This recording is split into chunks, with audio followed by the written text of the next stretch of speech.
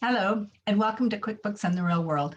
This is Marie Gibson, and I encourage business owners to learn to take charge of your accounting and run your accounting system so that you can make more money, you can make more profit, your business can become more profitable. And no, not all business owners will continue doing all of their bookkeeping, their accounting. It may not be your forte, may not be your preference, but it is important that you understand how the software works so that you can use it quickly, easily, painlessly. You can step in and read your reports and make sure that things function the way that you want them to. So I'm going to share my screen. We're in QuickBooks Online, which is Craig's Landscaping, and we're dedicating today into learning how to use our invoicing for our customers. And so when we enter the program, it takes us to our dashboard. We have choices along the side. It's a sale. In sales, we would have access to our customers list and to our invoices. So if we were looking at our customers list, you can see that I have a number of customers, and I can add customers by using this button here, or I can also import them. And so when I add a new customer, of course, it's important to capture their name. How are you going to display them? In addition to that, their email, because you can email the invoices, which is super. And then we have tabs down below, multiple tabs, multiple tabs, multiple tabs, all important to fill in, but not absolutely necessary if it's not something you're going to use. You can see that my drop down is helping me out here. Thank you very much. And I'm going to save. So I just added Marie Gibson. Now, when I'm here, I can see all the existing invoices. I can see what's unpaid. I can see what's paid. I really have information at my fingertips using this software. And so if I go to Marie Gibson, let's see, where's Marie? I'm going to scroll down. I'm going to grab her. You can see that I'm going to come in here, add a new invoice. And when I'm adding a new invoice and I have her email, I would have the invoice date, and then I would have the terms. And terms, for those of you who are not familiar with what that means, it means sometimes we give people a period of time to pay, like 10 days to pay or 15 days to pay, or it's due in 30 days, right? Well, this happens to be due on receipt. I don't particularly believe that small business owners are banks, and you shouldn't necessarily be lending your customers money. Too many business owners find themselves in problems with what's called accounts receivable that you can't collect. And then you've already provided the work and the supplies, you might have even paid payroll, and yet you can't get your money from those customers. It's not a good place to be. But in this situation, we're going to sell Marie some items. So we're going to sell some concrete, and it doesn't look like I have a price there. And so is it taxable or not taxable? And it looks like I should go add a fountain, add a fountain to her invoice. A rock fountain. Yes, that sounds pretty darn good. So the fountain itself was $275. And let's see if we have something called installation of the landscaping. And let's say at the end of the day, it's 12 hours or $50 an hour. And that's not taxable in my state. So you can change that. The other thing that you can change if you have it turned on is the class tracking. So class tracking will be either here at the top or on the right-hand side. And we haven't gotten to the class tracking. That's in one of our bonus calls.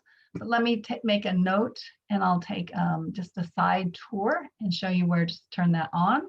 So it's going to be edit over here. Remember the whole gear at the top, our accounts and settings.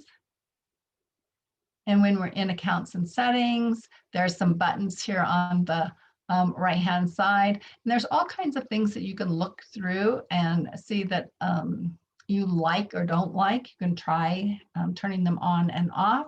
But right here is the track classes. You also can track locations.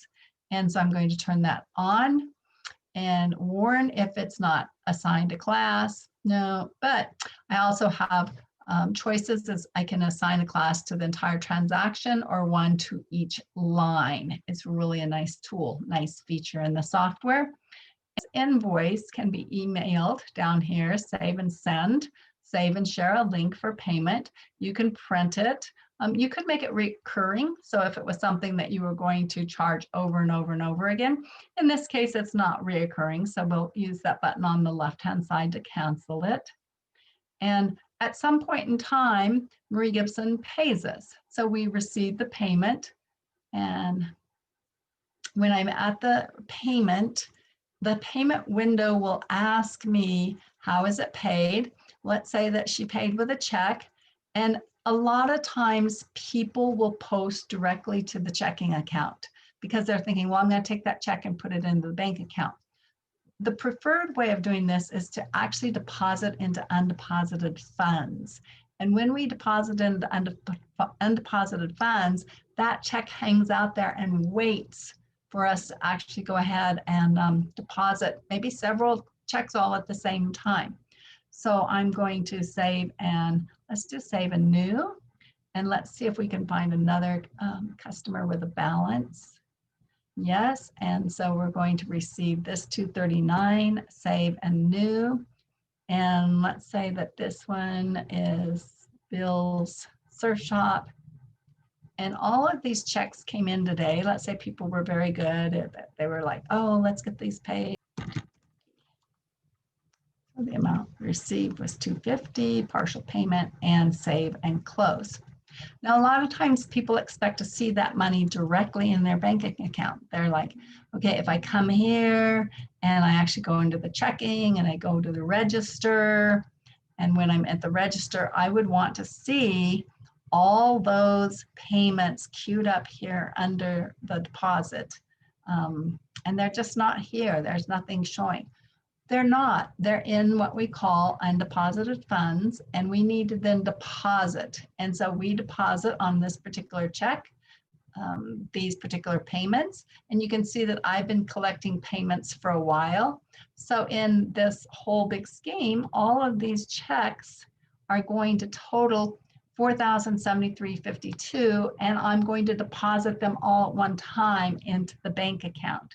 And so I need to make sure that that's going into the checking account, or maybe this particular check I want to keep and put towards savings. So let's say save and close or save and new. And then this one, I just told you, it's not going into the checking account, it's going into the savings account. Oh, very good. And now I can save and close this window. So again, that's how we use our invoicing and our sales. Very simple, very straightforward. When we actually create an invoice, just so you know, it will land on your, oops, I'm going to be losing my, darn, I better hurry. Sometimes it hibernates and I lose my actual reports. So it'll land on my profit and loss report. And in addition to that, remember that it's going to land two places. So I have that income. And then I also will find that located on my accounts receivable report, right? So that's the balance sheet.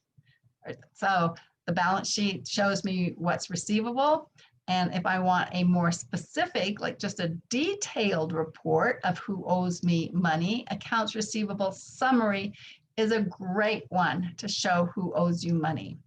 Okay, so that's how the invoice actually works, is we would have the accounts receivable showing up on the balance sheet, and you'd find that that sale that you just made shows up on your profit and loss report.